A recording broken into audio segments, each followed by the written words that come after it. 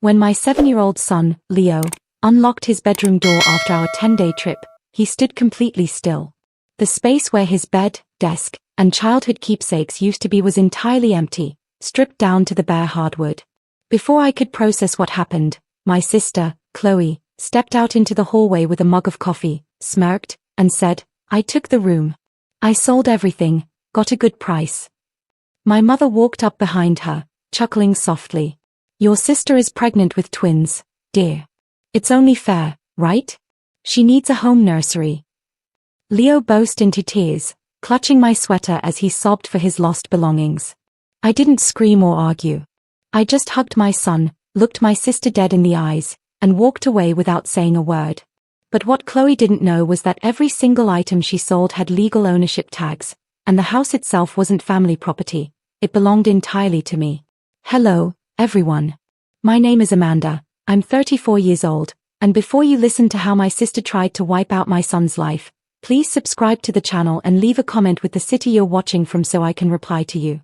The heat of late July was still clinging to the evening air when my 7-year-old son, Leo, and I pulled into the driveway. We had just spent 10 wonderful days at my late husband's family cabin, a quiet trip meant to give Leo a break after a tough school year.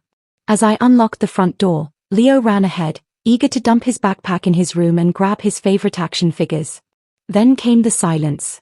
Not the cozy silence of home, but a heavy, unnatural quiet. A second later, Leo let out a small, confused cry. I rushed down the hallway and stopped dead in my tracks at his doorway. The room was completely hollowed out. Leo's race car bed, his wooden study desk, his bookshelf, his clothes, and every single one of his toys, gone. The walls were stripped bare. Only dusty footprints remained on the hardwood floor.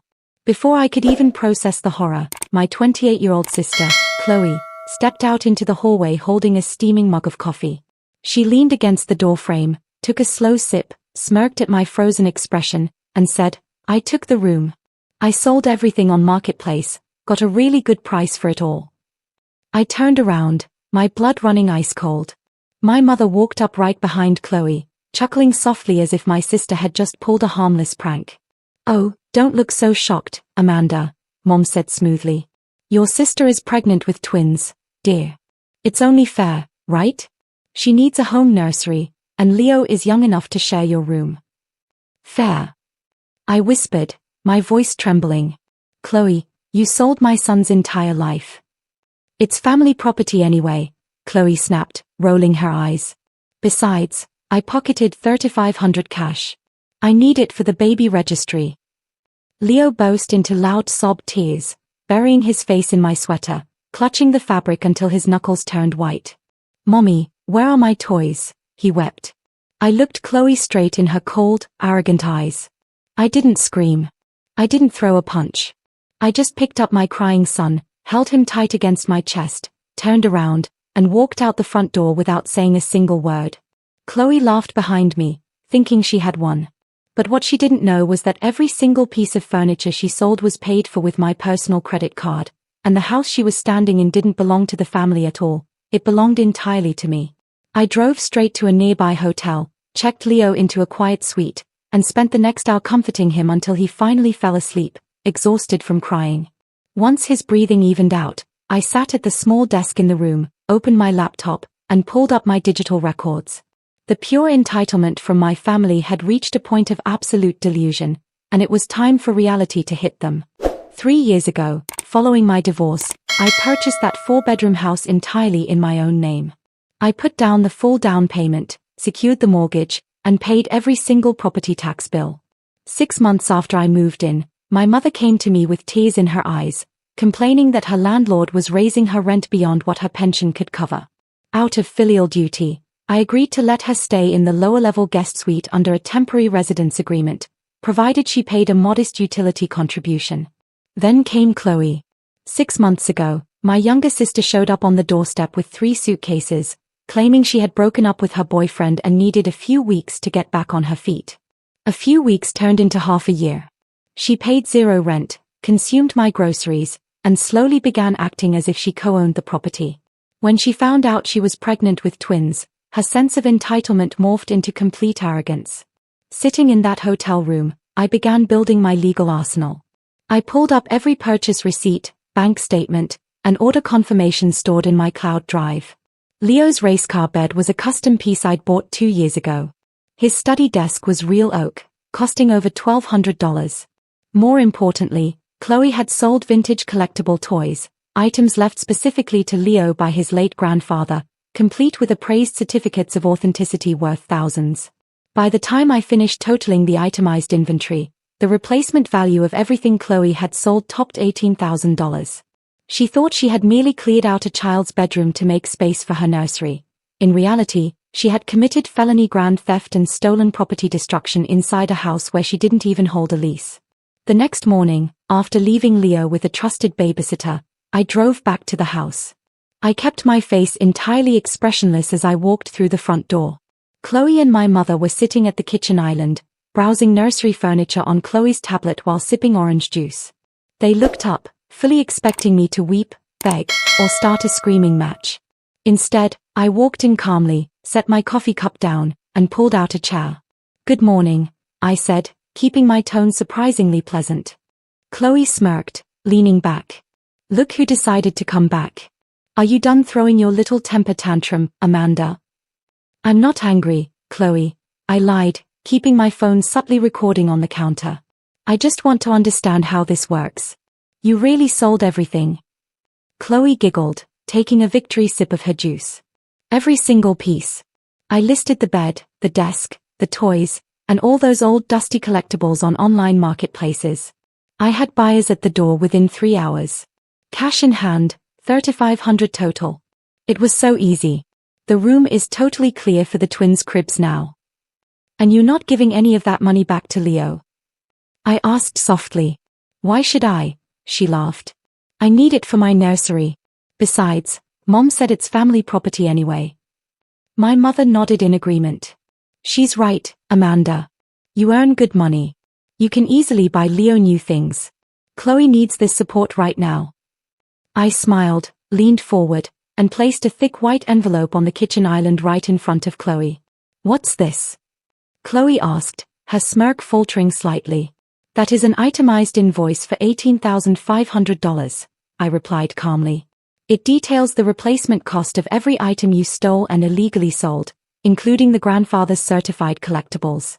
You have 48 hours to return every dollar of the $3,500 you made, plus retrieve the non-replaceable items, or pay the full replacement cost." Chloe burst into a loud, mocking laugh, tossing the envelope back at me. "You're hilarious, Amanda. You can't see your own sister. What are you gonna do, call the police on your pregnant sister?" "You have 48 hours, Chloe," I said quietly, standing up. "Use them wisely." 48 hours passed without a single word, message, or dollar from Chloe.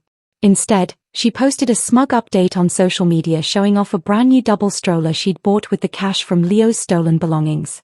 She genuinely believed being my sister made her immune to the law. She was wrong. On Friday morning, I walked directly into the police station with my binder. Inside was absolute proof: the house deed in my name, purchase receipts for Leo's furniture, appraisal certificates for the stolen grandfather collectibles, and the audio recording of Chloe bragging about selling his room for cash. The officer took one look at the numbers and the evidence, and his face turned severe. Because the value exceeded $5,000, this wasn't a family quarrel, it was felony grand theft. 2 hours later, 2 uniformed police officers pulled into my driveway. I arrived right behind them. When Chloe opened the door, her face drained of all color.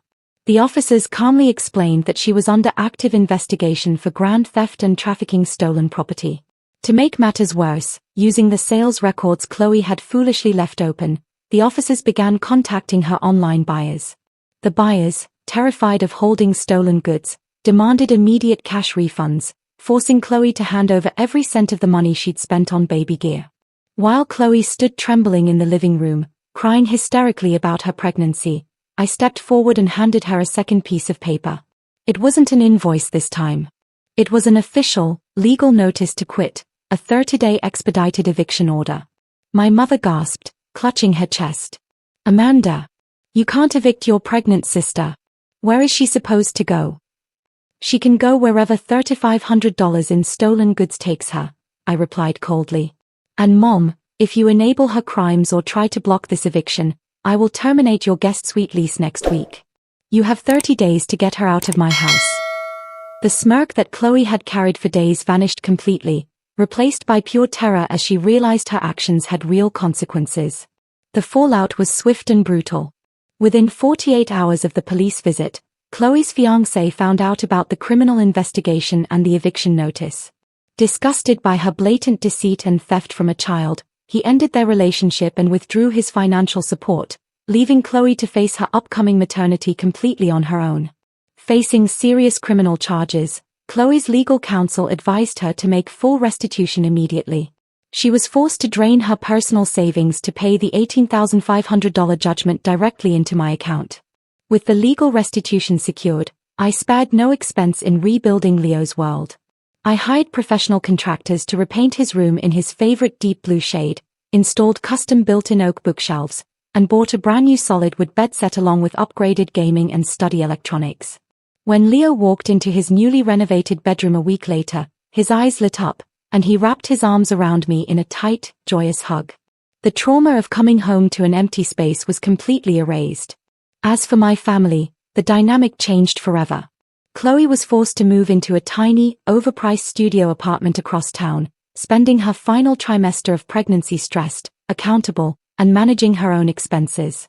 My mother, realizing I would no longer tolerate emotional manipulation or disrespect toward my son, fell completely into line, keeping to her guest suite and never speaking a word in defense of Chloe again. I drew firm, unbreakable boundaries around my home and my child, proving that family ties are never an excuse for toxic entitlement. Looking back, taking a stand wasn't just about recovering stolen property.